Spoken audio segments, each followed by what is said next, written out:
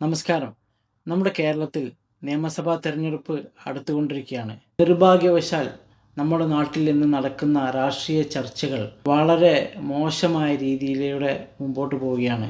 നമുക്കറിയാം, പല രാഷ്ട്രീയ പാർട്ടികളും പല വർഗീയ കക്ഷികളുമായിട്ട് തെരഞ്ഞെടുപ്പ് രഹസ്യ സഖ്യം ഉണ്ടാക്കിയിട്ടുണ്ട് എന്നുള്ളതൊരു യാഥാർത്ഥ്യമാണ്.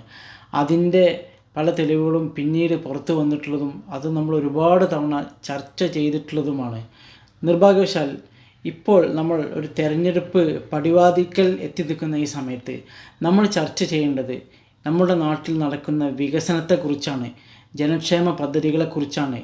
ഈ സർക്കാർ നിലവിൽ വരുന്നതിന് മുമ്പ് അവർ ഏതെല്ലാം രീതിയിലായിരുന്നോ വാഗ്ദാനങ്ങൾ നൽകിയിരുന്നത്, ഇതിൽ എത്ര വാഗ്ദാനങ്ങൾ പാലിക്കപ്പെട്ടു, എത്രണ്ണം പാലിക്കപ്പെട്ടില്ല, ഇത്തരത്തിലുള്ള ചർച്ചകളാണ് പ്രതിപക്ഷവും മറ്റുള്ള ആളുകളും ഇവിടെ ചർച്ച ചെയ്യേണ്ടത്. അതേപോലെ തന്നെ ഭരണപക്ഷം അവരുടെ ഭരണ നേട്ടങ്ങളാണ് ഇവിടെ മുന്നിലെടുത്ത് കാണിക്കേണ്ടത്.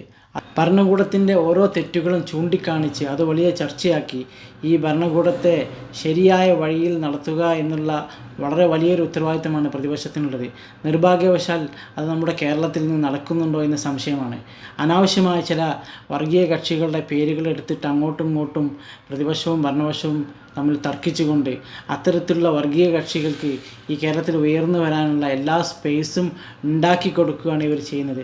അതുകൊണ്ട് ഉത്തരവാദിത്തപ്പെട്ട പ്രതിപക്ഷത്തിരിക്കുന്ന ആളുകളായാലും ഭരണപക്ഷത്തിരിക്കുന്ന ആളുകളായാലും നിങ്ങൾ വികസനത്തെക്കുറിച്ച് ചർച്ച ചെയ്യുക, ജനക്ഷേമ പദ്ധതികളെക്കുറിച്ച് നിങ്ങൾ ചർച്ച ചെയ്യുക. കേരളത്തിൻ്റെ ഭാവി ഇനി എങ്ങനെയായിരിക്കും, ഞങ്ങൾ അധികാരത്തിൽ വന്നാൽ ഞങ്ങളുടെ ഭാവി ഇന്ന മാറ്റങ്ങൾ കേരളത്തിൽ ഞങ്ങൾ നടപ്പിലാക്കും, ജനങ്ങൾക്ക് ഉപകാരപ്രദമായ ഇന്ന കാര്യങ്ങൾ ചെയ്യും എന്നുള്ളത് പ്രതിപക്ഷം പറയുക. ഭരണപക്ഷം പറയേണ്ടത് ഞങ്ങൾ ഇനിയും അധികാരത്തിൽ വരികയാണെങ്കിൽ ഞങ്ങൾ ഇനി ഒരുപാട് കാര്യങ്ങളൊക്കെ മുമ്പോട്ട് വെക്കാനുണ്ട്. ഇത്തരത്തിലുള്ള നല്ല നല്ല കാര്യങ്ങൾ ചർച്ച ചെയ്തുകൊണ്ട് മുമ്പോട്ട് പോവുക.